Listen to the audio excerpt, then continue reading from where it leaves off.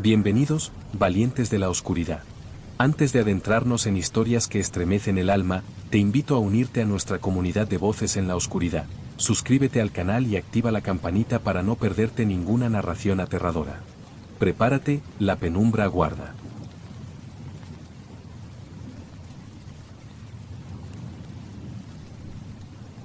La muñeca llegó como un regalo de cumpleaños para mi sobrina Clara. No era de ninguna marca conocida, pero su realismo me sorprendió: piel de porcelana pálida, ojos de cristal que parecían seguirte, y un vestido antiguo de encaje amarillento. Mi hermana me dijo que la había encontrado en un mercadillo y que la vendedora aseguraba que se adaptaba a la personalidad de su dueña. En ese momento me pareció un simple truco de venta, pero cuando Clara abrió el paquete, la muñeca pareció inclinar la cabeza hacia ella, como si estuviera evaluándola.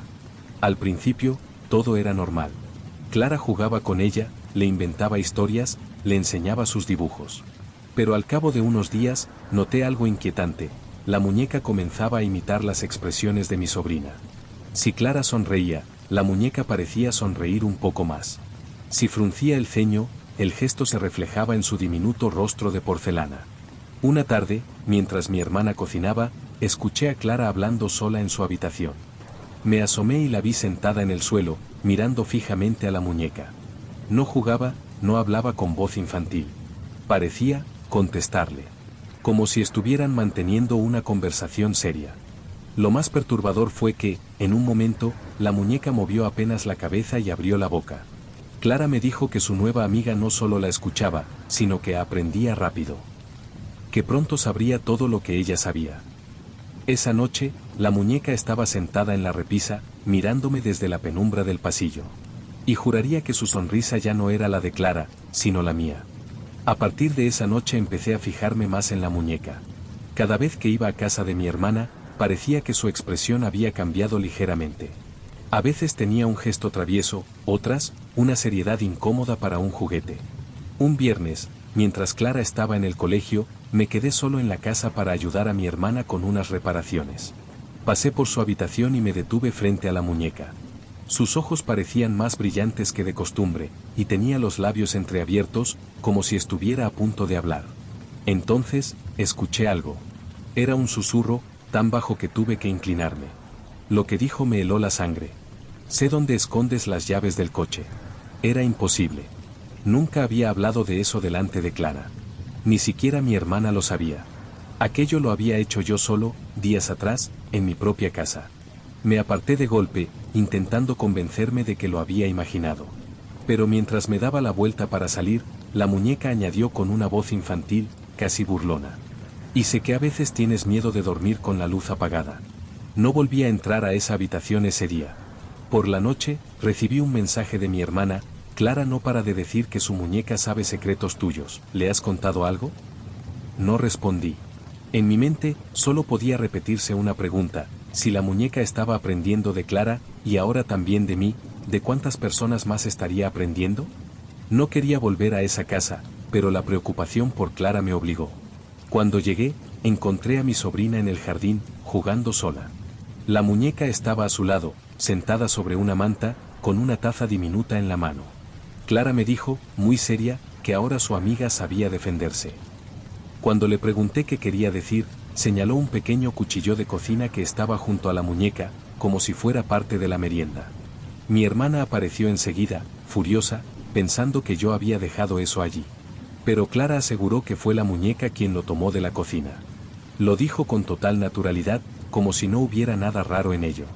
Esa noche, mientras hablaba con mi hermana en el salón, escuchamos un ruido arriba, pasos, pero demasiado ligeros para ser de una persona. Subí con cautela y, al encender la luz, vi a la muñeca de pie, apoyada en el marco de la puerta de la habitación de Clara. En una mano sostenía el mismo cuchillo, y en la otra, un mechón de cabello. Clara dormía profundamente. Su cabello estaba intacto. Me agaché para quitarle el cuchillo, pero al tocarlo sentí algo imposible, un pulso, como si la muñeca tuviera un corazón latiendo. Sus labios se movieron apenas, susurrando: ahora sé más de ti que tú mismo.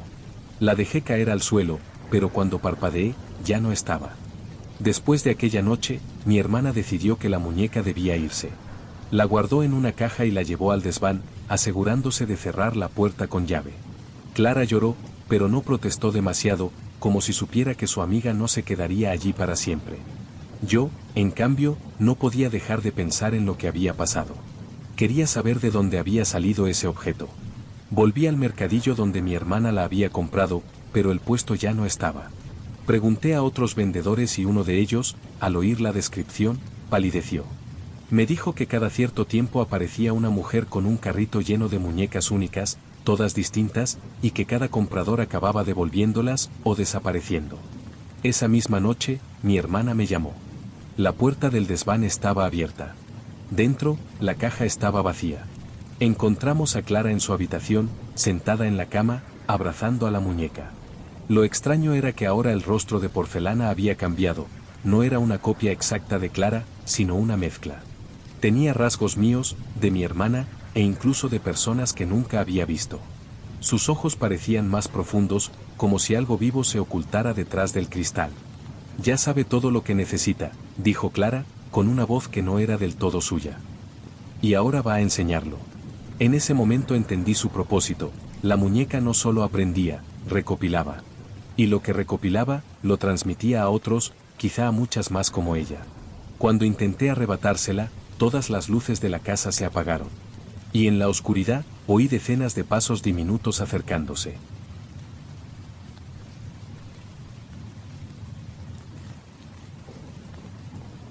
No soy coleccionista, pero siempre me han atraído los objetos antiguos que parecen tener una historia.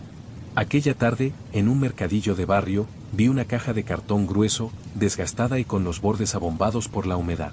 El dibujo de la tapa estaba casi borrado, pero podía distinguir que era un rompecabezas. No tenía marca ni indicación de la imagen final. La mujer que lo vendía parecía nerviosa. Me lo ofreció por menos de lo que costaba una taza de café, insistiendo en que me lo llevara. No pregunté por qué, pensé que sería una rareza interesante para pasar el tiempo. Al llegar a casa, lo dejé sobre la mesa del salón y lo olvidé durante horas. No fue hasta que la lluvia comenzó a golpear con fuerza las ventanas que recordé la caja.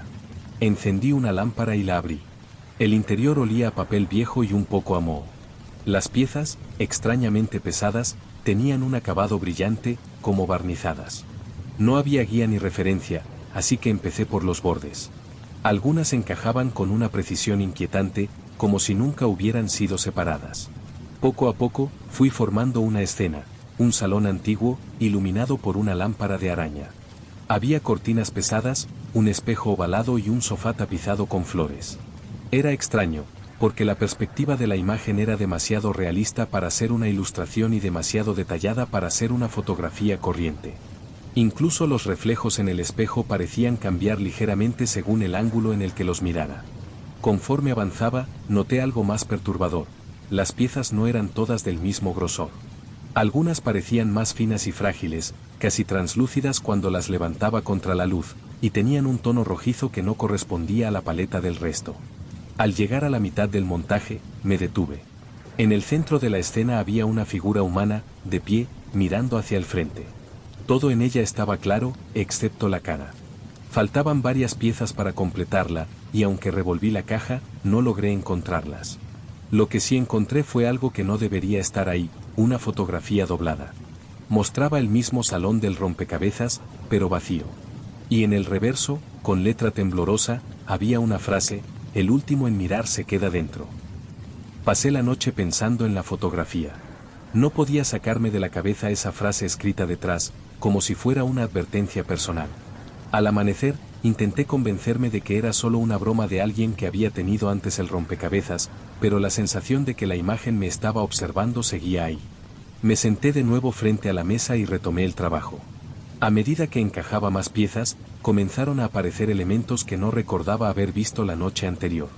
En una esquina del salón del rompecabezas, ahora había una figura pequeña, apenas visible, junto a las cortinas. Parecía un niño, pero su rostro estaba borroso, como si la pieza misma hubiera sido lijada. Seguí trabajando, y el ambiente que la imagen transmitía empezó a cambiar. Las cortinas, que antes eran de un rojo apagado, ahora parecían más oscuras, casi negras, y la luz de la lámpara ya no era cálida, sino fría y mortecina. Me incliné sobre la mesa, intentando convencerme de que era mi imaginación, pero entonces noté algo que me hizo retroceder en la silla. El espejo ovalado, en el rompecabezas, reflejaba una figura que no estaba en la escena principal. Alguien alto, inmóvil, de pie justo en el lugar donde yo me encontraba sentado. El corazón me golpeó con fuerza. Me giré hacia mi propio espejo en el salón, pero allí no había nadie. Aún así, la sensación de que algo había estado justo detrás de mí segundos antes era sofocante. Cuando coloqué las últimas piezas que tenía a mano, me di cuenta de que la habitación del rompecabezas era idéntica a la mía. La misma disposición de muebles, el mismo ventanal, incluso el patrón del papel pintado de la pared. Lo único distinto era la figura sin rostro en el centro de la imagen. Seguí buscando las piezas que faltaban para completarla, pero no estaban en la caja. Lo que encontré, en cambio, fue una segunda fotografía, más reciente que la primera. Esta vez, el salón no estaba vacío. En la foto, en el centro de la habitación, había una figura alta, con la cabeza ladeada, y su cara aún estaba en blanco. Al tocarla, sentí un cosquilleo helado en la punta de los dedos, y una idea me atravesó como un relámpago: el rostro que faltaba era el mío. Esa noche intenté no pensar en el rompecabezas. Lo dejé sobre la mesa, sin tocarlo, y apagué las luces temprano. Pero el sueño fue imposible. Cada vez que cerraba los ojos, veía el salón de la imagen, con la figura sin rostro inmóvil en el centro, como si esperara pacientemente a que yo lo completara. A las 3 de la madrugada, me despertó un ruido sordo en el pasillo. Salí de la cama y, al encender la luz, lo vi: una de las piezas que faltaban estaba en el suelo, justo delante de mi puerta.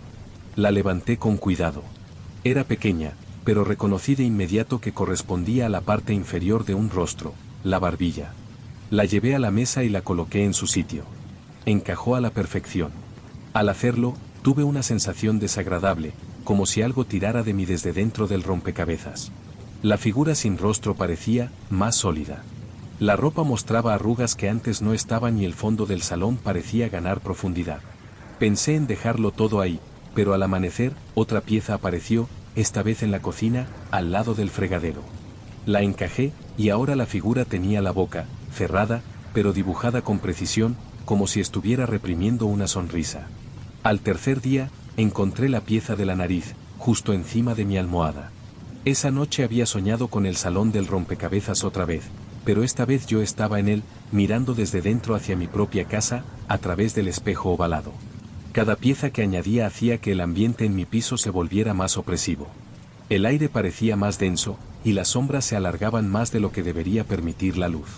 No podía dejar de preguntarme quién había hecho ese rompecabezas y por qué.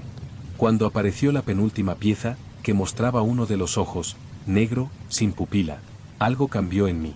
Empecé a sentir que no estaba solo, incluso cuando me aseguraba de que todas las puertas estaban cerradas. El reflejo en mi propio espejo a veces tardaba un segundo más en moverse, como si dudara de mis acciones. Solo faltaba una pieza para completar el rostro.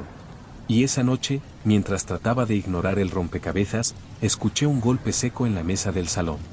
Al acercarme, vi que la pieza final estaba allí, pero no sobre la mesa, sino en el centro del rompecabezas, como si hubiera aparecido por sí sola. La imagen me mostraba ya con mi propio rostro, aunque los ojos no eran los míos. Me quedé de pie frente a la mesa, observando el rompecabezas ya casi completo. Mi rostro estaba ahí, encajado sobre el cuerpo de la figura central, pero los ojos eran dos pozos negros, sin brillo, imposibles de reconocer como míos. La frase escrita en la primera fotografía volvió a mi mente con una claridad insoportable: el último en mirar se queda dentro. Quise apartar la vista, pero no pude. Era como si el rompecabezas me atrapara con una fuerza invisible, obligándome a fijarme en cada detalle. El salón de la imagen parecía respirar, y el foco de la lámpara de araña iluminaba zonas que antes estaban en penumbra. Vi movimiento, las cortinas ondeaban levemente, y en el espejo ovalado, había algo detrás de mí. Girarme fue inútil. En mi casa no había nada, pero en el rompecabezas, el espejo reflejaba a la figura alta que había visto antes, acercándose lentamente por detrás. Podía sentir su presencia a mis espaldas, el aire frío recorriendo mi cuello. La pieza final, la que había aparecido por sí sola, parecía latir, y antes de que pudiera pensar en detenerme, mi mano la tomó y la encajó en su lugar. El clic fue sordo, como un portazo. De inmediato, el salón de la imagen se volvió completamente tridimensional. El olor a polvo y madera vieja llenó mi nariz, y el sonido de la lluvia golpeando las ventanas no venía de fuera de mi casa, sino de dentro del rompecabezas. Parpadeé, cuando abrí los ojos, ya no estaba en mi salón. Me encontraba de pie, en el salón del rompecabezas, con la lámpara de araña sobre mí y el espejo ovalado frente a mi cuerpo. Corrí hacia el cristal, golpeándolo, pero al otro lado no vi mi piso, sino a alguien nuevo, de pie en mi casa, mirando la mesa. Un desconocido. Y frente a él, el rompecabezas incompleto, con mi rostro faltando. Me di cuenta demasiado tarde, yo era ahora la figura sin cara, esperando a que otro completara mi imagen. El rompecabezas nunca desaparece. Solo cambia de dueño. Y siempre encuentra la forma de regresar a la mesa de alguien.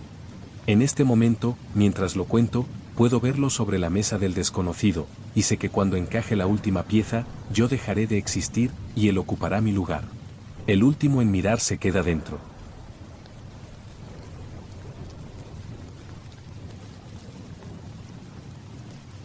La casa de mis abuelos siempre me había parecido un lugar fuera del tiempo. Sus pasillos largos, el olor persistente a madera y el crujir de cada peldaño de la escalera hacían que subir al desván fuera casi una expedición. Ellos ya no vivían allí, la propiedad había quedado en manos de la familia después de que ambos murieran, y yo me ofrecí para limpiarla antes de venderla. El desván estaba cubierto por una gruesa capa de polvo, y la luz que entraba por la pequeña ventana triangular era débil, teñida de ámbar por los años de suciedad en el cristal. Entre cajas con ropa vieja y muebles cubiertos por sábanas, encontré una maleta rígida, de cuero agrietado. El cierre metálico estaba oxidado, pero se abrió con un chasquido seco. Dentro había un tren eléctrico de juguete, sorprendentemente bien conservado. La locomotora negra tenía detalles en latón y los vagones, pintados a mano, mostraban escenas diminutas de personas y animales. También había un pequeño transformador, un montón de vías y un interruptor que parecía sencillo de usar. Decidí llevarlo al salón de la planta baja. Me pareció curioso que estuviera perfectamente guardado mientras otros juguetes de la casa estaban deteriorados. Lo monté sobre la alfombra, formando un circuito circular. Conecté el transformador y, para mi sorpresa, el tren empezó a moverse sin problemas, como si el tiempo no le hubiera afectado. Fue entonces cuando noté algo extraño. Las ventanillas de los vagones no estaban pintadas, sino que eran pequeñas láminas transparentes. Dentro, las figuras en miniatura parecían demasiado detalladas, tanto que juraría que una de ellas giró la cabeza mientras el tren pasaba frente a mí. Al principio pensé que estaba cansado. Pero, mientras el tren daba vueltas, me di cuenta de que el paisaje en miniatura que representaban los vagones cambiaba sutilmente. Lo que al principio parecía una estación genérica, ahora mostraba un andén vacío bajo un cielo gris. En otro vagón, una figura humana estaba tirada en el suelo, inmóvil. No sabía por qué, pero sentí un impulso de dejarlo correr. Había algo hipnótico en ver cómo giraba y giraba, como si el tren me estuviera mostrando una secuencia. Y entonces lo vi, en uno de los vagones, detrás de una ventana, había una figura que reconocí. Era yo. Me quedé helado mirando el vagón. La figura en miniatura era idéntica a mí, la misma chaqueta negra, el mismo corte de pelo, incluso la postura ligeramente encorvada que adopto cuando camino con las manos en los bolsillos. No podía ser una coincidencia, y sin embargo, era absurdo pensar que alguien, hace décadas, hubiera creado una miniatura con mi aspecto. El tren siguió dando vueltas, y las escenas dentro de los vagones parecían moverse como si fueran fragmentos de una película. La figura que se parecía a mí caminaba por un andén vacío. Detrás, a unos metros, una silueta oscura lo seguía.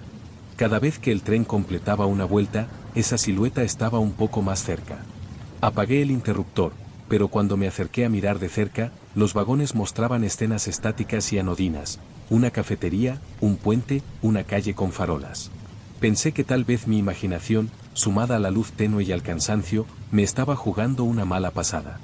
Sin embargo, esa misma tarde, al salir de la casa para ir a una tienda cercana, pasé frente a la estación del pueblo. Estaba casi vacía, y en el andén, vi a un hombre que caminaba delante de mí con una chaqueta negra, seguido a unos metros por una figura alta vestida de oscuro. La misma composición que había visto en el tren. No me atreví a acercarme. Di media vuelta y regresé a la casa. Aún así, no pude evitar volver a encender el tren esa noche. Las escenas habían cambiado. Ahora me mostraban una carretera comarcal y un coche accidentado en una zanja. En el asiento del conductor, otra figura idéntica a mí, con la cabeza apoyada contra el cristal. El corazón me latía tan fuerte que apenas podía pensar. Apagué el tren y lo guardé en la maleta, convencido de que era lo más sensato. Pero esa madrugada me despertó un zumbido bajo, casi imperceptible, que provenía del salón. Bajé y encontré la maleta abierta, con el tren funcionando por sí solo. Los vagones ya no mostraban escenas cambiantes. Todos, sin excepción, mostraban la misma imagen, mi casa, vista desde la calle, con alguien de pie frente a la puerta. La visión de mi casa en miniatura, reproducida con un detalle enfermizo en los vagones, me dejó paralizado. Incluso la luz amarillenta de la farola frente a la puerta estaba allí, parpadeando igual que en la realidad. Y esa figura, inmóvil en la acera, parecía esperar. No tenía rostro, pero su postura era extrañamente familiar, la cabeza ladeada, las manos ocultas en los bolsillos. Me arrodillé para examinarlo mejor. A medida que el tren daba vueltas, la escena se repetía en cada vagón, pero con un ligero cambio, la figura se acercaba un paso más a la puerta. En la tercera vuelta, ya estaba en el primer escalón del porche. En la cuarta, su mano se extendía hacia el pomo. Sentí un impulso irracional de correr a la ventana y mirar hacia afuera. La calle estaba vacía, pero el zumbido del transformador seguía llenando el aire, como un latido eléctrico. En la siguiente vuelta, la figura ya estaba dentro de la casa. La perspectiva mostraba el interior del recibidor, y en la penumbra se veía mi abrigo colgado, exactamente como lo había dejado esa misma tarde. No podía ser una maqueta fija, era como si el tren estuviera recibiendo imágenes en directo, o algo peor. Seguí mirando, hipnotizado. En el siguiente vagón, la figura estaba subiendo las escaleras. En el otro, de pie frente a la puerta de mi habitación. En el siguiente, sobre mí, mientras dormía. Retrocedí bruscamente, tropezando con la mesa. El tren seguía su curso, incansable, mostrando escenas cada vez más próximas en el tiempo. Corrí hasta la maleta y tiré del cable, desconectando el transformador. El tren se detuvo, pero el silencio que dejó fue aún peor. Estaba intentando recomponerme cuando escuché un golpe seco arriba, en la planta superior. El tipo de sonido que hace una puerta al cerrarse con cuidado. No pensé, solo corrí a la cocina, agarré un cuchillo y subí los escalones de 2 en 2. Revisé todas las habitaciones. Nada. Cuando bajé, el tren estaba encendido otra vez, aunque el cable seguía en mi mano. Y las escenas que mostraban los vagones, ya no eran de mi casa. Eran de un lugar que no reconocía, pero en cada vuelta, la figura que se parecía a mí estaba un poco más desmejorada, como si algo invisible lo estuviera consumiendo. No podía apartar la vista. La figura que se parecía a mí avanzaba por un entorno desconocido, un túnel de ladrillo húmedo, iluminado por una luz débil que parecía provenir de ninguna parte. En cada vuelta, su piel estaba más pálida, sus ojos más hundidos. Y detrás de él, a pocos metros, la silueta alta y oscura lo seguía, inmutable. Me obligué a parpadear, pero cuando lo hice, algo había cambiado. La cámara en miniatura que parecía grabar la escena se acercaba demasiado, tanto que podía ver cómo la figura sudaba, respiraba rápido y me miraba directamente. No a la nada, no a su alrededor, sino a mí. Sentí un vértigo repentino, como si el suelo cediera bajo mis pies. Un zumbido grave llenó el salón y el tren empezó a moverse más rápido, las ruedas rechinando sobre las vías. Las escenas pasaban como destellos, la figura corriendo, tropezando, intentando abrir una puerta que no cedía. Después, otra imagen, él, yo, golpeando un cristal invisible, como si tratara de salir de un lugar estrecho. Me agaché para detenerlo, pero mis manos se sintieron pesadas, torpes. El calor del transformador me quemaba los dedos, y aún así el tren no se detenía. De pronto, un olor a óxido y humedad inundó mis pulmones. La habitación se oscureció, y cuando miré alrededor, ya no estaba en el salón. Estaba en el túnel. El mismo de los vagones. Las paredes rezumaban agua fría, y el eco de pasos detrás de mí resonaba como un tambor. Corrí, pero el aire era espeso, y cada respiración me dolía. Llegué a una curva y vi un resplandor, un andén en miniatura, con vías brillando bajo la luz. Sobre ellas, el tren eléctrico giraba sin parar, y dentro de los vagones, yo mismo, reducido, golpeando el cristal, implorando salir. La silueta detrás de mí estaba más cerca. Sentí su aliento helado en la nuca. Grité, pero el sonido se perdió en un rugido metálico. La última imagen que vi antes de que todo se oscureciera fue la del tren en mi salón, en el mundo real, disminuyendo la velocidad. Alguien nuevo, en alguna parte, lo estaba observando por primera vez. Y en uno de los vagones, una figura sin rostro esperaba a que se completara el viaje. El tren eléctrico nunca se detiene. Solo cambia de pasajero. Ahora yo soy parte de su recorrido.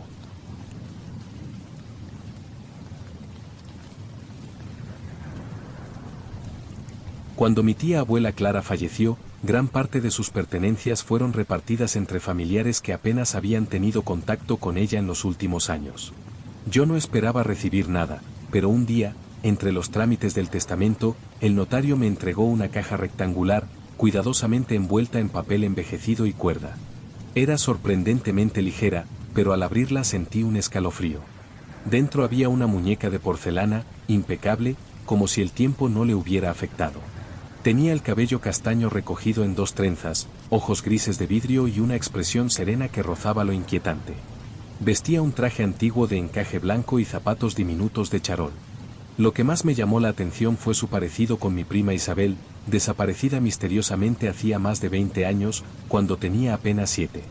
La forma de la nariz, el color de los ojos, incluso la curva de sus labios eran idénticos. La muñeca parecía una réplica minuciosa de ella. Mi madre me contó que la muñeca había pertenecido a Clara desde joven, mucho antes de que Isabel naciera, lo cual descartaba cualquier intención consciente de hacerla parecerse a mi prima. Sin embargo, el parecido era tan perturbador que me costaba mantenerla en mi dormitorio. Esa primera noche la coloqué sobre una estantería del salón, pero a la mañana siguiente la encontré en mi escritorio, junto a la ventana. No recordaba haberla movido, y aunque me dije que quizá lo había hecho de forma inconsciente, la inquietud comenzó a instalarse en mí. Pasaron los días, y empecé a notar algo más extraño. El traje de encaje de la muñeca tenía manchas que antes no estaban allí, pequeñas marcas oscuras, casi como barro seco. Y sus trenzas parecían más flojas, como si alguien las hubiera manipulado. La última noche antes de que decidiera guardarla, mientras veía televisión, tuve la sensación de que algo me observaba. Giré la cabeza hacia la estantería, pero la muñeca ya no estaba allí. Estaba sentada en el sillón frente a mí, con las manos apoyadas sobre las rodillas, y sus ojos grises parecían fijos en los míos. No dormí bien esa noche.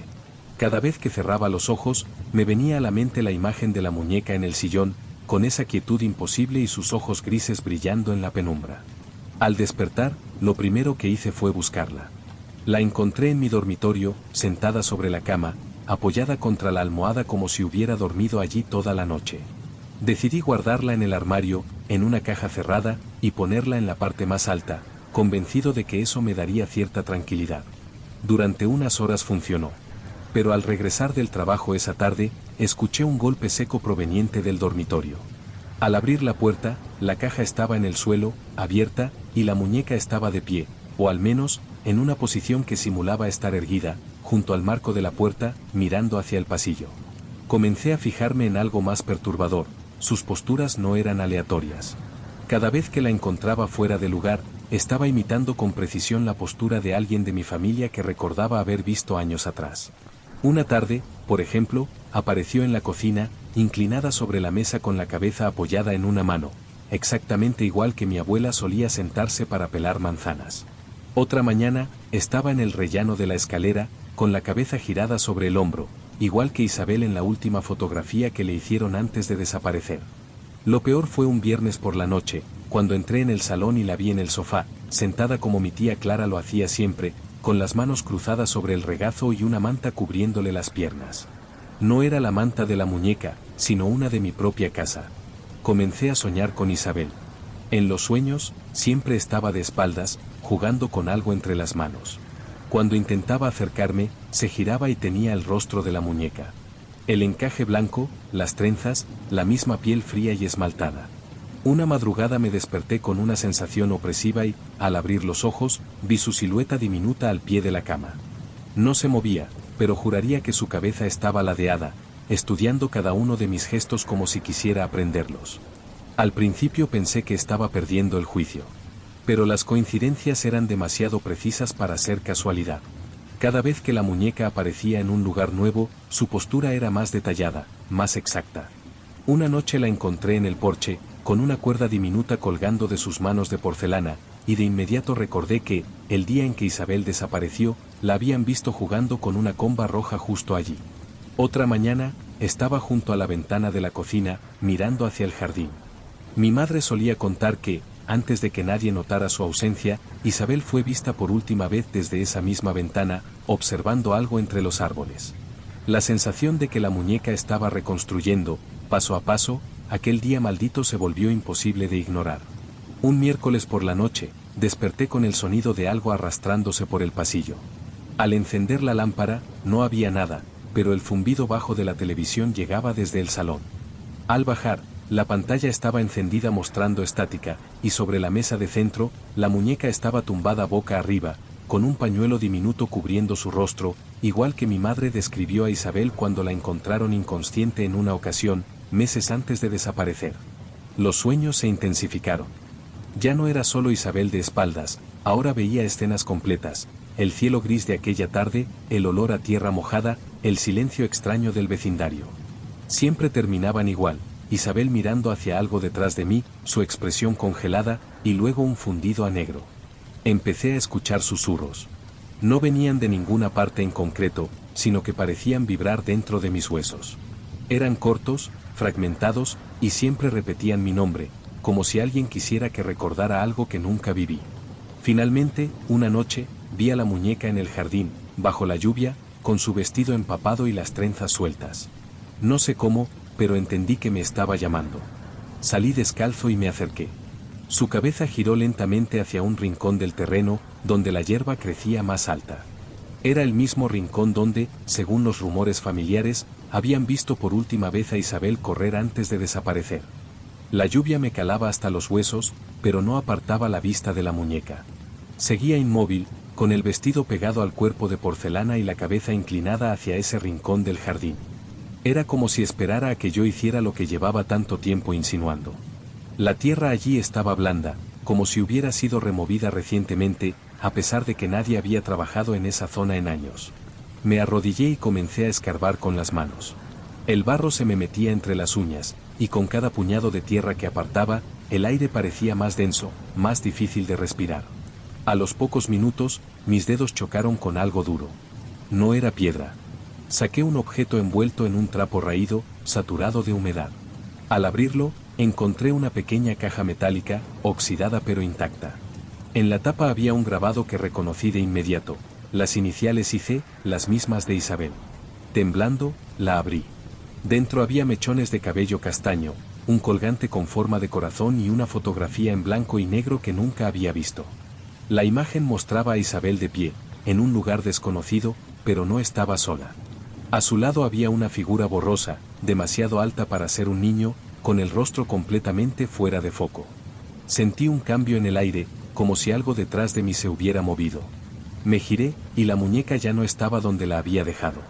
Ahora estaba a escasos centímetros de mí, con los brazos extendidos como si quisiera recibir la caja. El frío que desprendía era antinatural, y antes de que pudiera reaccionar, sus ojos grises parecieron humedecerse, reflejando mi propio rostro con una claridad inquietante. Entonces, lo vi, detrás de mí, en ese reflejo, había una silueta oscura, quieta, observándome desde la oscuridad del jardín. El viento se levantó de golpe, apagando las luces de la casa. Todo quedó en penumbra, y solo escuché el leve crujido de la porcelana acercándose más. Cuando la luz volvió, la muñeca estaba en mis brazos, y la caja había desaparecido. Desde esa noche, ya no la he podido dejar en otro lugar.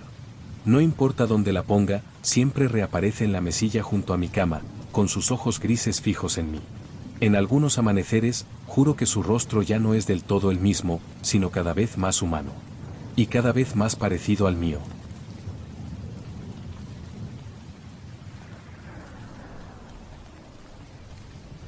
Mi madre tenía la costumbre de guardar cajas llenas de objetos de mi infancia en el desván. Nunca me interesó demasiado rebuscar entre ellas, hasta que, hace unos meses, tuve que ayudarla a limpiar la casa antes de venderla. Entre montones de libros escolares y ropa diminuta, encontré un viejo oso de peluche que no recordaba haber visto antes. Era grande, de un color marrón oscuro deslucido por los años, con un lazo rojo al cuello y unos ojos de cristal que parecían más profundos que cualquier otro juguete que hubiera tenido. En el pecho tenía un pequeño altavoz, disimulado bajo la tela, y una abertura para insertar un casete diminuto. Mi madre dijo que me lo regaló mi abuelo cuando tenía 4 años, poco antes de morir. El oso tenía una grabadora interna que él usaba para dejarme mensajes. Según ella, era su manera de acompañarme cuando no podía visitarme. La idea me pareció dulce, así que, por pura curiosidad, decidí probarlo. Abrí un cajón lateral y encontré dentro una cinta etiquetada con mi nombre y la fecha de un día que no reconocía. Coloqué la cinta, giré el mecanismo y esperé escuchar la voz amable de mi abuelo. Pero la grabación no era lo que esperaba. La voz era más grave, más áspera, y susurraba mi nombre de una forma lenta y cargada de intención. Luego, comenzó a relatar detalles de mi infancia que no podían estar en la memoria de un hombre que me vio solo unas pocas veces. Mencionó una caída que tuve en la cocina a los 3 años, describiendo exactamente el corte que me hice en la frente y la reacción de mi madre al verme sangrar. Hablaba de cómo lloré toda la noche, y de cómo alguien me observó desde la ventana mientras dormía. Mi abuelo no vivía cerca, y menos aún podría haber visto esas cosas. Pensé que tal vez mi madre u otro familiar había jugado con la grabadora y registrado esas escenas. Pero el tono de voz, la forma en que pronunciaba las palabras, no coincidía con nadie de mi familia. Lo dejé sobre la mesa y, mientras seguíamos limpiando el desván, juraría que sus ojos de cristal seguían cada uno de mis movimientos. Los primeros días intenté no pensar demasiado en la grabación. Lo atribuí a una broma de algún familiar y decidí dejar el oso en una estantería de mi habitación. No inserté la cinta de nuevo, pero eso no impidió que hablara. La primera vez sucedió a medianoche. Me despertó un chasquido mecánico, el típico sonido de un casete rebobinándose. Abrí los ojos y vi la silueta del oso en la penumbra, inmóvil, pero con un leve parpadeo rojo detrás del lazo que llevaba al cuello. Segundos después, su altavoz emitió un susurro. Mencionó el nombre de mi padre y habló de una noche lluviosa en la que él había llegado a casa con la camisa manchada de barro y sangre. La voz lo dijo como si estuviera relatando algo que veía en ese preciso instante, no un recuerdo. A la mañana siguiente, revisé el oso y la grabadora. La cinta seguía dentro, en la misma posición que la última vez, sin señales de haber sido movida. No había otra fuente de sonido, ningún dispositivo oculto. Esa misma tarde, mientras estaba en el salón con mi madre, el oso comenzó a emitir un mensaje sin que nadie lo tocara. Esta vez hablaba de ella, describiendo un momento en el que estaba de pie en la cocina, con las manos temblando y escondiendo algo dentro de una bolsa de plástico. La voz detallaba incluso el olor metálico que impregnaba la habitación. Mi madre se puso pálida y salió del salón sin decir una palabra. Las noches siguientes, los mensajes se hicieron más personales, más hirientes. Revelaban cosas que yo no debía saber, discusiones familiares, traiciones y secretos enterrados bajo una capa de normalidad que comenzaba a resquebrajarse. En una ocasión, el oso describió con precisión un recuerdo mío de la infancia que nunca había contado a nadie. El día en que, con 6 años, vi una sombra asomarse por la puerta de mi habitación y quedarse allí, sin entrar. La voz añadió un detalle que yo no recordaba, que esa sombra había permanecido mirándome durante más de 1 hora. Lo más perturbador llegó cuando el oso empezó a decir cosas que aún no habían ocurrido. Una madrugada habló de un accidente en el que estaría involucrado un vecino de la calle de enfrente. A la mañana siguiente, la ambulancia se lo llevó tras caerse de una escalera. A partir de entonces, dejé de verlo como un juguete extraño y empecé a considerarlo algo más peligroso. A esas alturas, ya no me atrevía a dejar el oso a la vista. Lo guardé en un armario, envuelto en varias bolsas y con la cinta extraída, convencido de que así callaría. Pero la madrugada siguiente, el chasquido mecánico volvió a resonar desde el interior del mueble. El sonido no provenía de una cinta, sino del propio mecanismo interno, como si algo lo hubiera reactivado por voluntad propia. Me quedé inmóvil, escuchando. El altavoz comenzó a emitir una voz más pausada, más calculada que antes, como si estuviera eligiendo cada palabra con precisión quirúrgica. Mencionó un lugar, el cobertizo del jardín de mi infancia. Describió la puerta azul astillada, el olor a madera húmeda y la sensación de polvo en suspensión. Luego, la voz habló de algo enterrado bajo el suelo de tierra, algo que había estado allí desde antes de que yo naciera. Dijo un nombre que me heló la sangre, Ismael.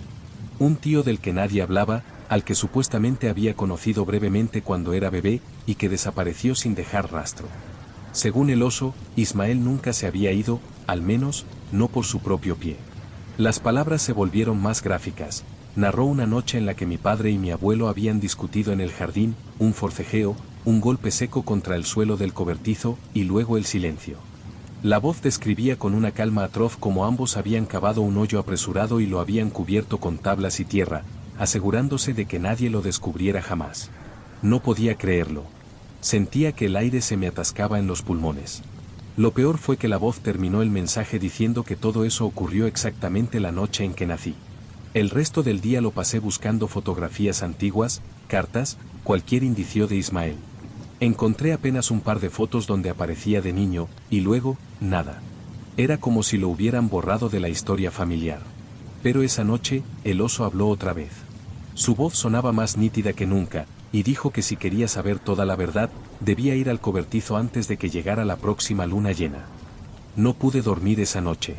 La idea de que todo aquello fuera solo una coincidencia me parecía ridícula, pero lo que más me inquietaba era la certeza con la que el oso había descrito cada detalle. Era imposible que una grabación de décadas conociera esos hechos, a menos que estuviera ocurriendo algo que escapaba a cualquier explicación. Al caer la tarde siguiente, fui al cobertizo.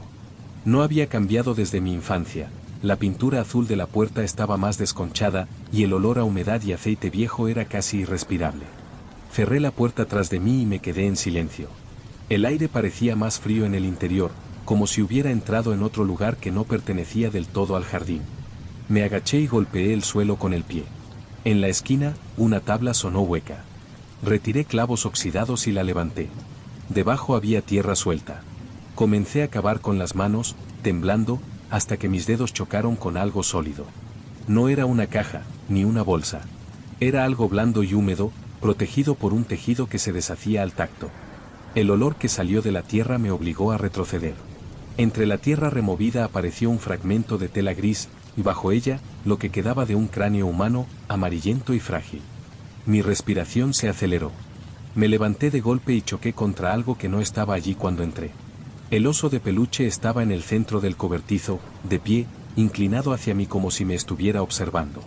Sus ojos de cristal brillaban con un reflejo interno, como si algo se moviera detrás de ellos. El altavoz se encendió sin que yo lo tocara.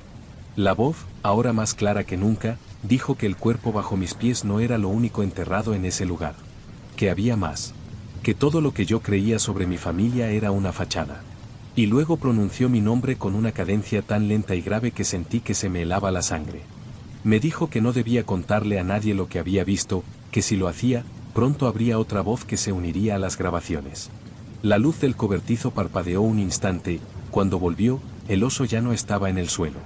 Lo encontré horas después, en mi habitación, sentado sobre mi cama, con la cinta dentro de su grabadora. No me atreví a reproducirla. No lo he vuelto a mover. Cada noche lo escucho rebobinar, y sé que algún día, en una de esas grabaciones, será mi propia voz la que hable.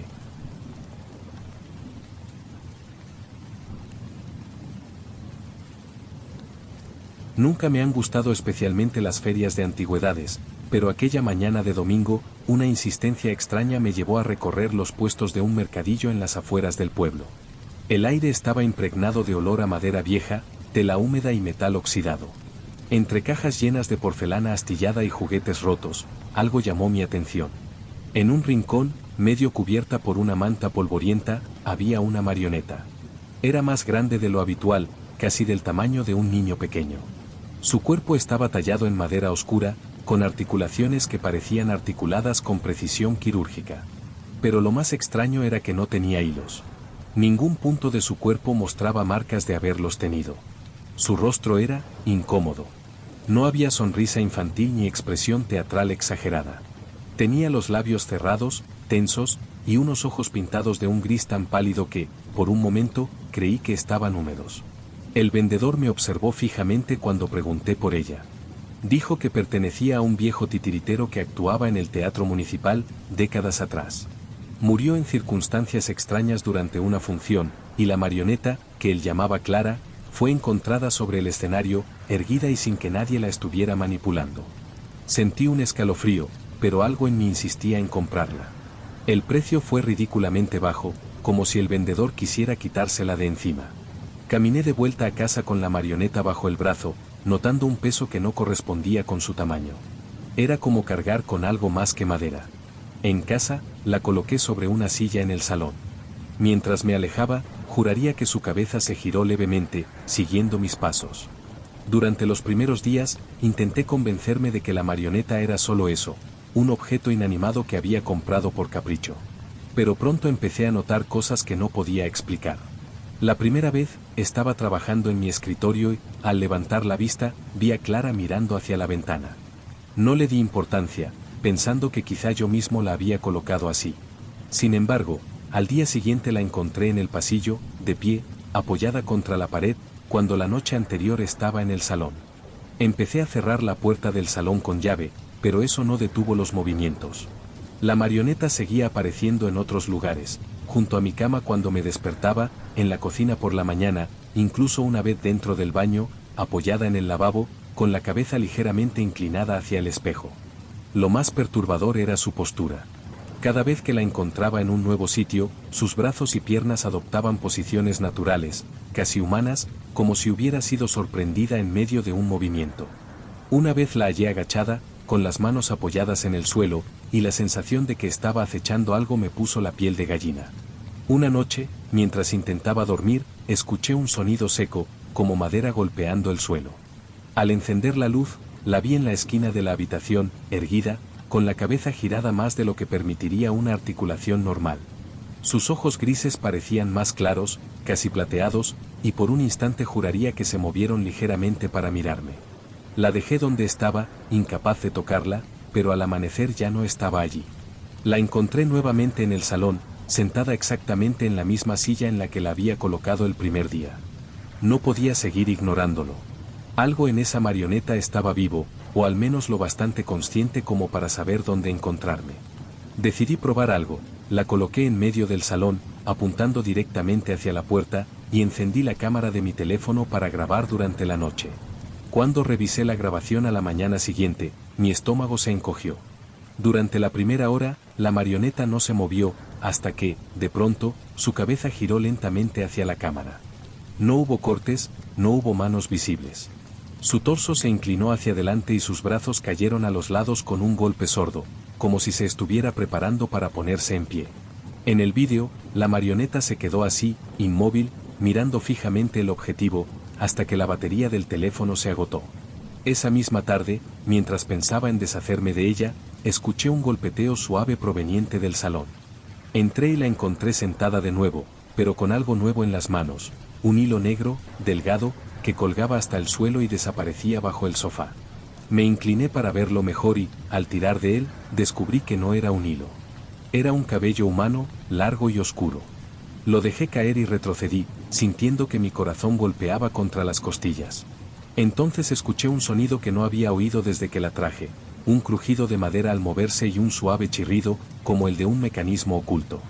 La marioneta levantó la cabeza y su boca, que siempre había estado cerrada, se abrió apenas lo suficiente para dejar escapar un susurro áspero, imposible de distinguir. No sé si fue imaginación mía, pero sentí que decía mi nombre. Esa noche, no pude dormir. Dejé todas las luces encendidas y me encerré en mi habitación, pero alrededor de las 3 de la madrugada escuché un ruido suave, como pasos arrastrados por el pasillo. Me acerqué a la puerta, conteniendo la respiración. La manilla comenzó a girar lentamente. Cuando abrí de golpe, no había nadie, salvo Clara, de pie en el umbral, con la cabeza ligeramente ladeada hacia mí. No sé qué me impulsó, pero retrocedí en vez de empujarla. Ella entró, avanzando con movimientos torpes pero constantes, como si alguien invisible la estuviera guiando. Sus pies de madera golpeaban el suelo con un ritmo irregular, y detrás de ese sonido pude escuchar algo más, el eco de pasos que no provenían de ella. La marioneta se detuvo frente a mi escritorio. Extendió sus brazos y sus dedos de madera se abrieron lentamente, revelando un objeto que no recordaba haber visto antes, un pequeño mando de madera, como el que usan los titiriteros para manejar los hilos, solo que no tenía hilos. Lo dejó sobre la mesa y, con un movimiento brusco, su cabeza giró hacia la ventana. Sin saber por qué, seguí su mirada. Afuera, en el jardín, bajo la luz tenue de la farola, había una figura. Alta, encorvada, vestida con un abrigo largo y un sombrero raído. El hombre, o lo que fuera, sostenía algo entre las manos, moviéndolo de un lado a otro. Cada vez que lo hacía, la marioneta se inclinaba, se enderezaba o giraba la cabeza, como si respondiera a órdenes invisibles. Me quedé paralizado, hasta que el titiritero alzó el rostro. Su piel era grisácea y sus ojos, vacíos, parecían dos pozos sin fondo. Sonrió, y en ese momento Clara se volvió hacia mí, con los brazos extendidos como invitándome a acercarme. No recuerdo cómo terminó la noche. Solo sé que desperté en el sofá, con el mando de madera entre las manos y la marioneta sentada en mi regazo. Afuera, el jardín estaba vacío, pero en la ventana quedaban marcadas unas huellas alargadas, como de dedos, desde el exterior. Ahora, cada noche, Clara está en mi habitación. Y a veces, cuando cierro los ojos, siento un tirón suave en brazos y piernas, como si alguien, en algún lugar, estuviera practicando conmigo.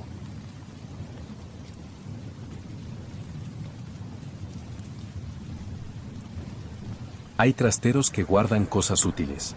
Bicicletas viejas, adornos de Navidad, una tostadora que nadie tuvo el corazón de tirar. Pero el de mi abuela era diferente. Parecía un espacio más vivo que el resto de la casa. Cuando ella murió, fue como si todo se detuviera. Durante el funeral, cada uno de los familiares encontró una excusa para evitar encargarse de sus cosas. Y como soy el único que aún vive en la ciudad, terminé siendo yo quien recibió la llamada del abogado. Me dieron una copia de la llave del piso y un sobrecerrado con su letra en el reverso, para ti, cuando ya no esté. No lo abrí de inmediato. Esperé a tener tiempo. Una semana después, subí solo, sin prisas, al piso que olía a encierro y a colonia antigua. La casa no tenía nada de especial. Muebles de madera, marcos de fotos torcidos, una lámpara de pie con una bombilla fundida. Pero entonces vi la puertecita junto al pasillo. Esa que siempre había estado cerrada, incluso cuando vivía allí de niño. Mi abuela siempre me decía que ese cuarto no era para jugar. Y que si escuchaba ruidos dentro, debía ignorarlos. Esa noche, dormí en el sofá del salón. Me desperté varias veces. Cada vez que el viento golpeaba los postigos, pensaba en esa puertecita. Y en lo que había detrás. La mañana siguiente, me decidí a abrirla. La cerradura estaba oxidada, pero no tardé en forzarla. Un crujido sordo, como el suspiro de una garganta seca, me dio la bienvenida. Dentro, el polvo cubría todo. Cajas apiladas, bolsas rotas, libros hinchados por la humedad. Y al fondo, allí estaba. La reconocí de inmediato. La caja de juguetes. Era más grande de lo que recordaba. De madera oscura, con esquinas metálicas y un cierre de hierro. No tenía llave. Nunca la tuvo. Pero yo siempre la había recordado cerrada. Me quedé mirando ese cofre durante varios minutos. No sé por qué no lo abrí de inmediato.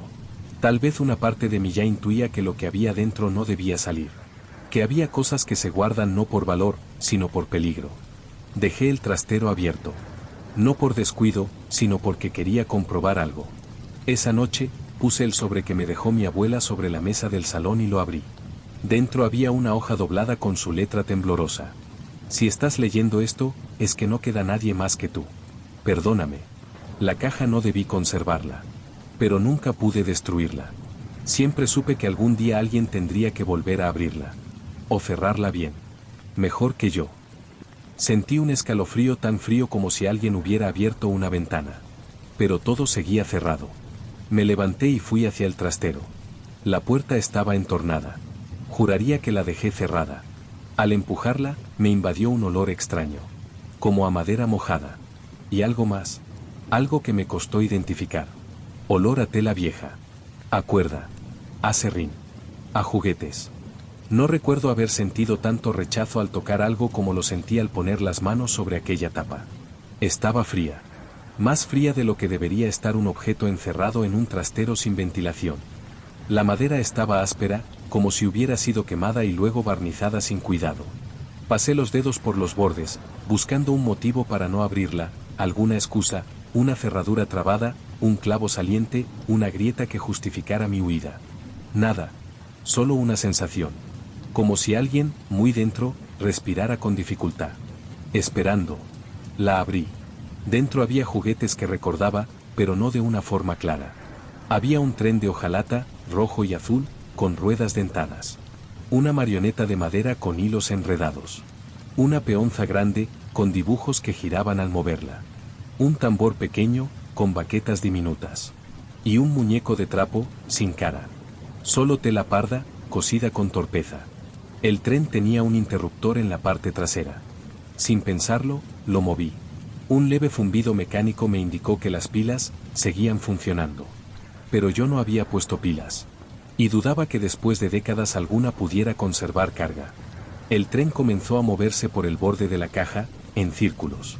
Chirridos metálicos, acompasados, hipnóticos. No debería haberme afectado tanto. Pero sentí como el pulso se aceleraba. Como el cuerpo me pedía cerrar esa caja de inmediato. El tren se detuvo solo, tras completar 3 vueltas. Se quedó mirando hacia mí. O eso parecía. La locomotora tenía 2 círculos en el frente, que simulaban ojos. Me levanté, cerré la caja con torpeza y la empujé contra el fondo del trastero. Al volver al salón, noté algo distinto. No supe qué era hasta que me senté. El sobre. El que contenía la carta de mi abuela. No estaba. Me levanté, busqué por el suelo, por la mesa, bajo el sofá. Nada. En su lugar, sobre la mesa, había una baqueta del tambor. Dejé la casa esa noche. Dormí en casa de un amigo sin explicar por qué. Dije que la humedad me había dado alergia. Que necesitaba unos días. Pero no dejé de pensar en el tren. Ni en el sobre. Ni en el muñeco sin rostro. Y sobre todo, no dejé de pensar en una frase que mi abuela solía repetir cuando me negaba a entrar al trastero. No los despiertes. De día son juguetes. De noche, no. Volví al piso 3 días después. Lo primero que hice fue ir al trastero. Estaba cerrado. No con llave. Desde dentro. Golpeé. Nada. Golpeé más fuerte. Silencio. Y luego, un golpecito. Uno solo. Débil. Desde el otro lado. Como si alguien, o algo, hubiera respondido. Esa noche no bajé al trastero. Ni siquiera crucé el pasillo. Dormí en el sillón, con la televisión encendida y las luces del pasillo parpadeando cada cierto tiempo. No sabía si quería tener miedo o compañía. Tal vez ambas. A eso de las 3 de la mañana, me despertó un sonido que no venía de la televisión. Era un golpeteo rítmico, hueco, como de madera golpeando madera. Y un chirrido que lo acompañaba, como el de un muelle viejo. Tuve que detenerme a escuchar bien para darme cuenta. Alguien estaba haciendo sonar un tambor. Me levanté muy despacio. No porque quisiera, sino porque el cuerpo no me dejaba hacerlo más rápido. Las piernas se movían con la misma lentitud con la que uno se acerca a una pesadilla. Me asomé al pasillo. Todo en calma. Me armé de valor y caminé hasta el trastero. La puerta estaba abierta. Entornada apenas. Empujé con 2 dedos. La bisagra chirrió, pero no de forma normal. Era un sonido melódico, como si se uniera a los demás ruidos. Como si fueran parte de una misma sinfonía. Y entonces lo vi. La caja estaba abierta. Los juguetes no estaban dentro. El tambor estaba en el suelo, girado hacia la pared. La marioneta colgaba de una de las estanterías, como si alguien la hubiera dejado sentada allí. La peonza se encontraba sobre una caja de libros. ¿Y el tren? El tren recorría el borde del trastero, dibujando un círculo perfecto, con el mismo chirrido rítmico que recordaba. Lo único que no vi fue el muñeco de trapo. No podía explicarlo. No había nadie más en el piso. No había forma de que esos objetos se hubieran movido solos. Y sin embargo, ahí estaban. Colocados con una intención que escapaba a cualquier lógica. Me acerqué al tambor. Una palabra estaba escrita con carbón sobre la tela. Juega. Sentí un escalofrío recorriéndome la nuca. Y algo más. Una corriente de aire frío en la espalda. Como un aliento. Me giré de golpe. Nada. Solo cajas y sombras. Decidí cerrar la caja. Empujé cada juguete dentro, sin mirarlos, sin pensar demasiado. Y justo cuando estaba por cerrar la tapa, vi algo sobresalir del fondo. Algo que no era un juguete. Era una foto. Vieja. Blanco y negro. En ella, un niño muy pequeño, con la cara parcialmente borrada, estaba sentado junto a la caja. A su lado, el muñeco de trapo. Y detrás, una figura desenfocada, alta, sin rasgos. Una figura que, por la posición de los hombros, parecía estar mirando directamente a quien sostenía la cámara. En el reverso de la foto, una fecha. 9 de octubre, 1993. Mi cumpleaños. El cuarto. Intenté recordar. Pero todo lo que había de esos años era bruma. Recuerdos fragmentados. Mi abuela sonriendo. Una puerta cerrada. Un tren que no debía tocar. Y una advertencia que me repetían siempre. No digas su nombre. Aunque jamás supe a quién se refería. Esa noche, cerré la caja y la aseguré con cinta. La empujé hasta el fondo del trastero, la cubrí con una manta y coloqué varias cajas encima. Y me fui del piso. Al día siguiente, cuando fui a recoger mis cosas, la cinta había sido cortada. La manta, en el suelo. Y la peonza, girando sola en medio del pasillo. No la toqué. No dije nada. Solo supe que no podía huir de aquello. Porque ya no era la caja. Era lo que había despertado en mí. No volví al piso durante una semana. Pero cada noche, desde entonces, algo cambió en mi forma de dormir. Primero fueron los sueños. Soñaba con la caja. Con sus juguetes, alineados en el suelo como si esperaran mi turno. Y al fondo, siempre estaba él. El muñeco de trapo sin rostro. No hablaba. Pero me miraba. Sentía su presencia incluso en el sueño. Una presencia que no necesitaba ojos para ser vista. La segunda noche soñé que estaba atado a una silla, con los hilos de la marioneta enredados en mis muñecas. El tambor sonaba solo, como un corazón latiendo. Y el tren daba vueltas alrededor de mí, cada vez más rápido, hasta que el suelo se abría y caía. Pero no me despertaba. Seguía soñando. Y al despertar, el cuerpo dolía. Como si realmente hubiera estado atrapado toda la noche. El tercer día encontré una baqueta sobre mi cama. La misma que había visto en el trastero. Pero yo no la había llevado. Entonces entendí, no hacía falta estar en la casa para que la caja siguiera abriéndose. Había despertado algo. O tal vez lo había liberado. Volví a casa de mi abuela por última vez. Mi plan era simple, llevar la caja a la calle, quemarla en algún lugar apartado y cerrar ese capítulo. Pero cuando entré al piso, lo sentí de inmediato. El aire estaba denso. El silencio, espeso. Avancé por el pasillo. La puerta del trastero estaba completamente abierta. Las luces del techo parpadeaban como si se esforzaran por no apagarse del todo. Y allí estaba. La caja, en el centro del pasillo. Abierta. Vacía. Los juguetes ya no estaban.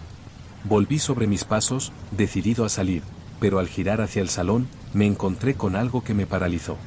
El muñeco de trapo estaba sentado en el sillón. No se movía. No hacía ruido. Solo estaba ahí, con la cabeza ligeramente inclinada hacia un lado. Pero había algo más. Entre sus manos cosidas, sostenía una fotografía. Era la misma de antes. Solo que esta vez, la figura del fondo ya no estaba desenfocada. Tenía forma, altura, y una cabeza completamente lisa. Era el muñeco, o lo que vivía a través de él. Intenté moverme, pero no pude. Las piernas no respondían. Los brazos temblaban. Entonces noté los hilos. Finos. Transparentes. Colgando desde el techo. Atados a mis muñecas. Supe que ya no era dueño de mis movimientos. Y por un segundo, sentí como mi cuerpo daba un paso hacia adelante. Sin que yo lo ordenara. Como si otra cosa jugara conmigo. Un instante después, desperté en mi cama. En mi casa. Con el muñeco de trapo sobre el pecho. Y la fotografía aún en su regazo. No volví a ver la caja. Ni al tren. Ni al tambor. Pero desde entonces, todas las noches, exactamente a las 3, escucho un golpeteo seco en el armario. 1, 2, 3 veces. Siempre igual. Y al abrirlo, nunca hay nada. Solo un leve olor a madera vieja. A cuerda. A serrín. Y a algo más. A infancia. A algo que nunca debió haber despertado.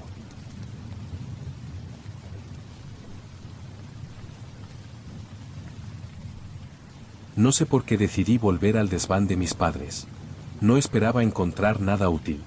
Solo polvo, cajas viejas y ese olor denso de lo que lleva demasiado tiempo esperando sin propósito. Pero algo en mí sentía la necesidad de abrirlo todo.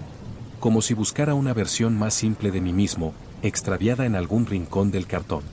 Fue entonces cuando lo encontré. Estaba dentro de una caja con etiquetas rotas, entre una lámpara descompuesta y un álbum de fotos húmedo. Envuelto en un trapo deshilachado, como si alguien lo hubiera querido esconder o proteger. Era pequeño, no más alto que un botellín de agua. Color metálico opaco, brazos rígidos, antena torcida. Y una ranura con botones desgastados en el pecho. Lo recordé al instante. Era mi robot. Mi favorito. Mi primer juguete que hablaba. Grababa frases cortas y las repetía con una voz robótica aguda. Pasé meses jugando con él cuando tenía 7 años, repitiendo bromas, grabando secretos. Y luego, no sé, no recuerdo haberlo perdido, ni haberlo guardado. Simplemente desapareció de mi vida. Lo llevé a mi apartamento sin pensar mucho. Fue más un impulso nostálgico que una decisión racional. Lo limpié con un paño húmedo, ajusté una pila antigua que encontré en el cajón, y lo dejé sobre la estantería del salón. Esa noche dormí con la sensación vaga de haber hecho algo mal. Como si hubiera traído algo que no me pertenecía. A la mañana siguiente, al pasar junto al robot, noté que la luz roja de su pecho parpadeaba. Eso era imposible. Las pilas no deberían durar tanto. Y ni siquiera recordaba haberlo encendido. Cuando me acerqué, emitió un pitido suave. Y luego, habló. Con mi voz. Pero no una grabación cualquiera. Una frase que yo había dicho la noche anterior, en mi habitación, mientras hablaba por teléfono. Una frase privada. Una que jamás le habría enseñado. Creí que era coincidencia. Algún error de grabación. Quizá un defecto de fábrica. Pero entonces, el robot volvió a hablar. Y esta vez, usó otra frase. Una que no había dicho en años. Una que solía repetir cuando jugaba solo en mi habitación, cuando nadie más me escuchaba. La voz era mía. Infantil. Temblorosa. Distorsionada por el tiempo. Y sonaba feliz. Demasiado feliz. Esa noche, no encendí el robot. Ni siquiera lo miré. Lo dejé en el estante más alto del salón, como si al tenerlo lejos me sintiera más seguro. Pero la incomodidad ya se había instalado en mi casa. No era miedo, todavía. Era algo más sutil. Como si hubiera dejado la puerta entreabierta a algo que no debería entrar. Intenté distraerme. Vi televisión hasta tarde, luego me acosté con una lámpara encendida. No tenía sentido, lo sabía. Pero lo hice igual. Alrededor de las 3 de la madrugada, me desperté por un sonido que al principio no supe identificar. Era un zumbido suave, constante. Como un ventilador viejo. Pero no tenía ninguno encendido. Me levanté, recorrí el pasillo y entonces lo escuché con más claridad. Un clic metálico, seguido de un pitido. Luego, mi voz. Pero no era una frase grabada. Era un murmullo. Una palabra que apenas pude reconocer. Ayúdame. Volví sobre mis pasos muy despacio. Y lo vi. El robot estaba encendido. La luz roja de su pecho parpadeaba con intensidad. Y emitía un hilo de voz entrecortada. Me acerqué lo justo para escuchar. Y entonces reconocí la frase. Era mía. Pero no de ahora. Era algo que dije llorando, en mi habitación, cuando tenía 8 años. Una noche en la que mis padres discutían. Y yo, acurrucado junto al armario, repetía en voz baja que quería que alguien me ayudara. El robot no solo imitaba mi voz. Reproducía mis recuerdos. Mis emociones. No podía explicarlo. No había forma lógica de que un aparato infantil tuviera acceso a eso. Y, sin embargo, lo hacía. Lo apagué. Le quité las pilas. Las lancé a la basura. Y lo guardé en el armario más alto del dormitorio, entre mantas y cajas. Durante varios días no pasó nada. Hasta que una noche, al volver del trabajo, lo encontré sobre la mesa del salón. Con las pilas puestas. Encendido. Y con una grabación nueva. Mi voz. No la de niño. La de ahora. Repetía una frase en bucle. No deberías haberme olvidado. Esa misma noche lo desarmé. No con rabia, sino con miedo. Un miedo que me obligaba a entender. A buscar dentro de ese caparazón de plástico alguna trampa, algún chip oculto, alguna explicación que justificara lo que estaba ocurriendo. No encontré nada anormal. Un pequeño altavoz, una placa antigua, cables resecos y oxidados. Pero sin señales de conexión a Internet, sin módulos de almacenamiento avanzados. Un diseño básico, casi rudimentario. Volví a examinar las pilas. Eran nuevas. Energize, recién colocadas. Pero yo no las había comprado. Esa noche dormí con el robot desmontado sobre la mesa, los componentes separados, sin energía. Y aún así, volvió a hablar. A las 3:07 exactamente, la voz emergió del altavoz. aunque no había fuente de alimentación. Era mi voz, infantil, llena de angustia. ¿Dónde estás? Me levanté de golpe, sin saber si estaba soñando. Los componentes seguían separados, los cables desconectados. Y, sin embargo, había sonado. No intenté volver a dormir. Pasé el resto de la noche sentado frente a las piezas, esperando algo. Pero no volvió a emitir sonidos. Al día siguiente llevé los restos del robot a un contenedor. Lejos de casa. Lo envolví en una bolsa negra, caminé 6 manzanas y lo tiré sin mirar atrás. Esa noche no dormí. Pero no por miedo, sino por la sensación de ausencia. Como si alguien me echara de menos. Durante los días siguientes, empecé a notar otras cosas. Las luces del pasillo parpadeaban a la misma hora. La televisión encendía sola durante unos segundos, mostrando la imagen congelada de un programa infantil antiguo.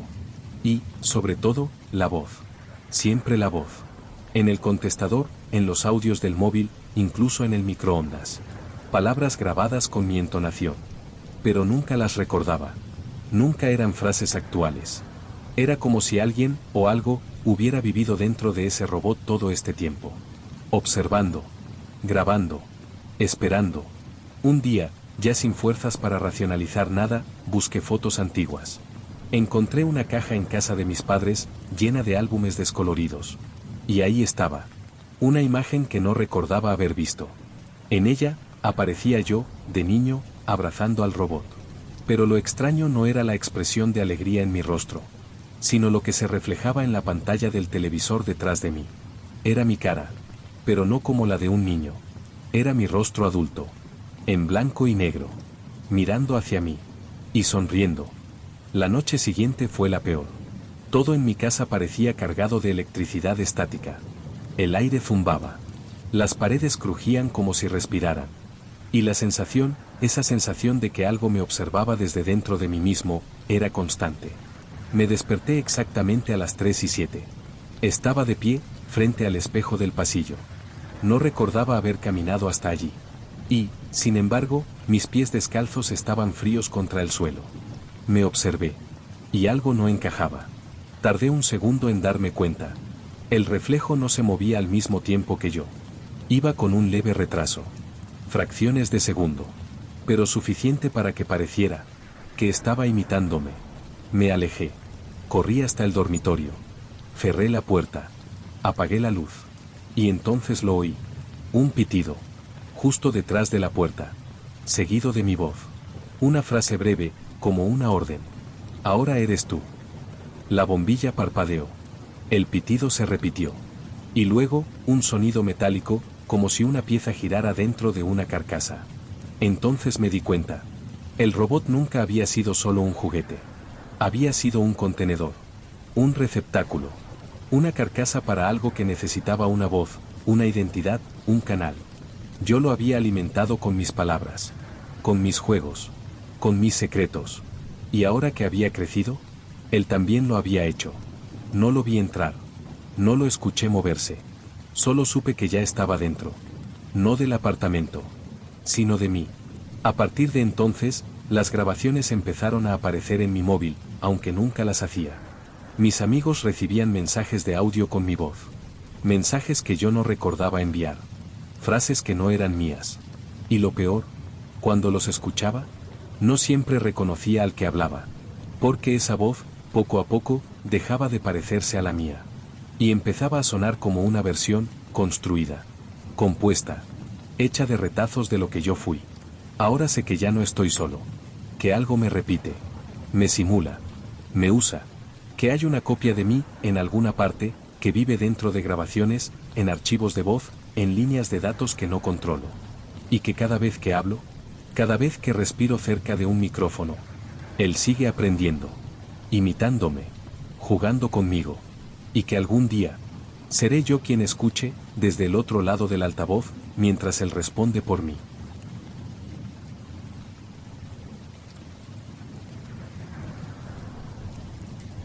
Nunca me gustaron las casas de campo. Demasiado silencio. Demasiado lejos de todo. Pero cuando murió mi tío abuelo Julián, me encontré con una propiedad heredada que nadie más quería. Y, en el fondo, yo tampoco la quería. pero no podía rechazarla. Era un regalo extraño de un hombre aún más extraño, al que apenas recordaba. La casa estaba en un pueblo de 3 calles, con más gatos que personas. El tejado inclinado, las ventanas cubiertas con cortinas de encaje amarillento, y ese olor denso que tienen los lugares donde la vida se detuvo hace mucho. O tal vez nunca empezó del todo. Llegué un viernes por la tarde, con la idea de pasar un fin de semana y tomar algunas fotos para enviárselas a un agente inmobiliario. La intención era venderla, rápido y sin complicaciones. Pero apenas puse un pie dentro, algo me hizo quedarme quieto en la entrada. Una presencia, como si la casa me respirara encima. Recorrí las habitaciones con cautela. El salón estaba intacto. El comedor cubierto con una sábana. Las habitaciones, polvorientas pero completas. Y al fondo del pasillo, una puerta cerrada con llave. No pensé mucho en ella. Dije que sería un armario. O una despensa olvidada. Pasé la primera noche allí. Y dormí mal. No por ruidos extraños. No por fantasmas. Sino por algo más simple. La sensación de que había algo que debía recordar. El segundo día encontré la llave. Estaba dentro de una caja de madera, junto a unas cartas atadas con una cuerda. La llave era vieja, pesada, con el metal oscuro por el tiempo. Y sin pensarlo mucho, la llevé hasta la puerta del pasillo. Giró con facilidad.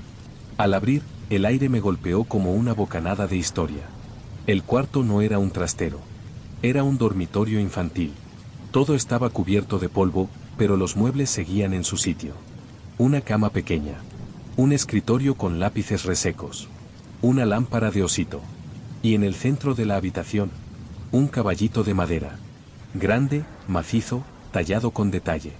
Con la pintura desconchada y una expresión que no sabría explicar. No era alegre. Tampoco triste. Era expectante. Lo rodeé sin tocarlo. Me pareció reconocerlo de algún recuerdo brumoso. Pero no estaba seguro de si era imaginación o un eco lejano de una foto vista en otro tiempo. Me di media vuelta para irme. Y entonces lo oí. Un chirrido, breve. Como el roce de madera contra madera. Me giré. El caballito estaba en el mismo lugar. Pero su cabeza estaba girada hacia mí. Me quedé inmóvil varios segundos. El caballito de madera parecía el mismo. Nada evidente había cambiado. Pero esa cabeza estaba orientada hacia mí. Convencido de que era una ilusión, volví a girarme.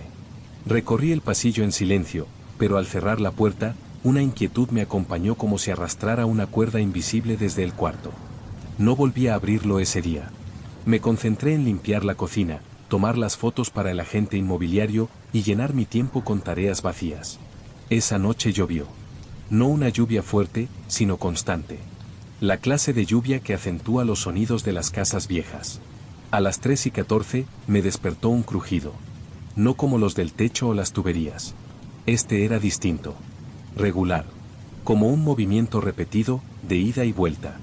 Me quedé en la cama, sin moverme. Escuchando. Crujido. Silencio. Crujido. Silencio. Como si alguien se meciera. Como si alguien jugara. El sonido venía del fondo del pasillo. Del cuarto cerrado. Me levanté con los músculos tensos. Crucé el pasillo, sin encender la luz. La puerta del cuarto estaba entreabierta.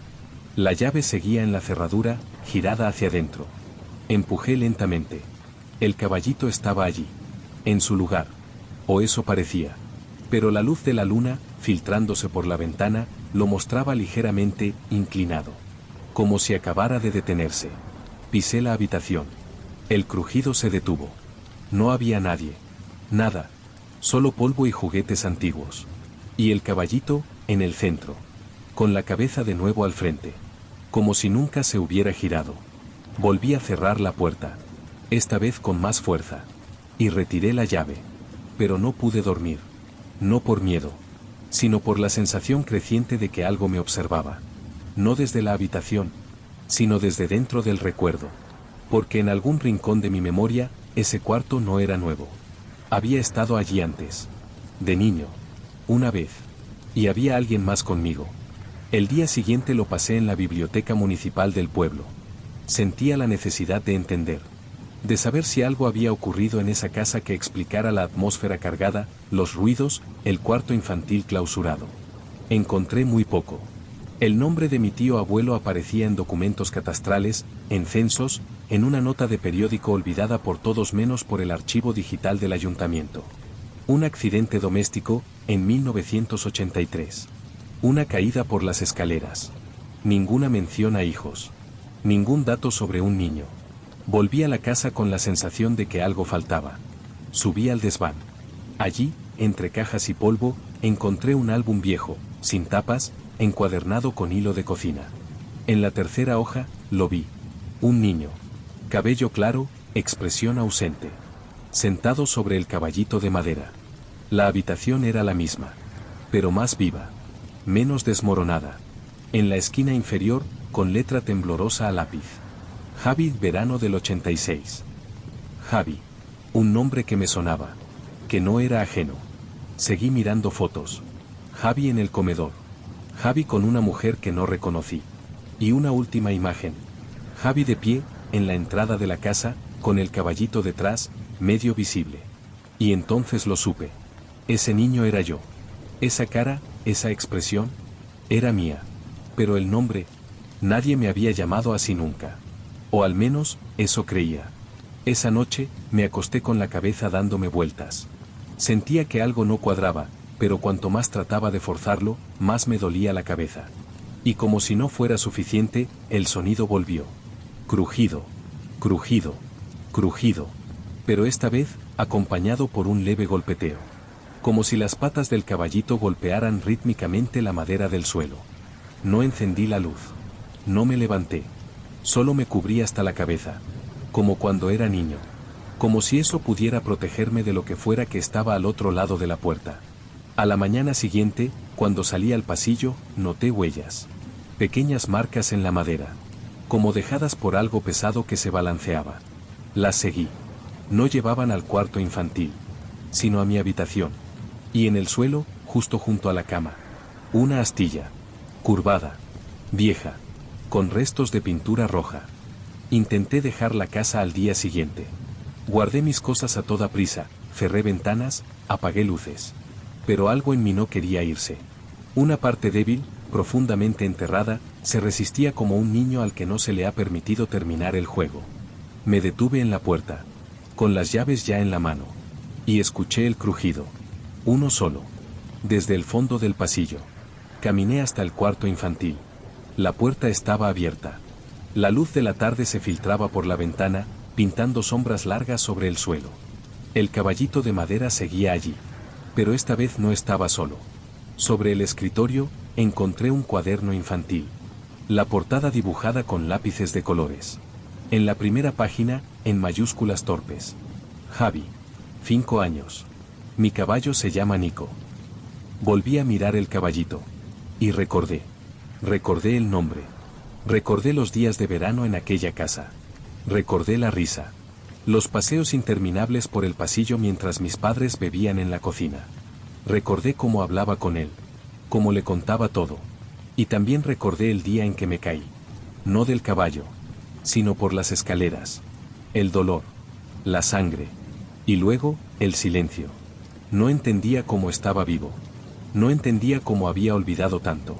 Pero entonces lo comprendí.